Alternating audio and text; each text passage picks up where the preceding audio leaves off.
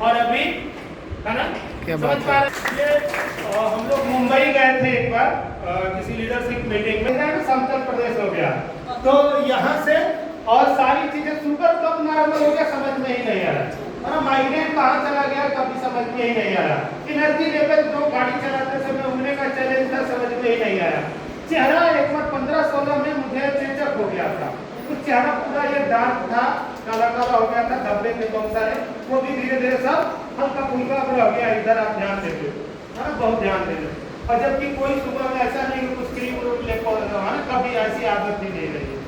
तो ये सारी चीजें हैं जिसे समझना होगा। तो समझ में आई बात है कि कैसे हेल्थ कैसे हो रहा है सही दवाई से। मैंने दवाई खाई कोई, इस पे आप ध्यान दोगे है ना, इस पे आप ध्यान दोगे, आपको जब ये मिलेगा इसको पढ़िएगा।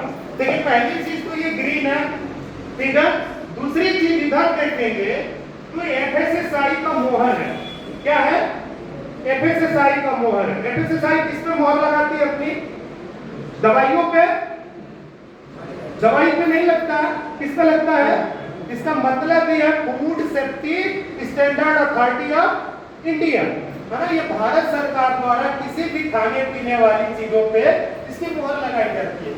यानी ये क्या है, खाना, क्या है ये, खाना।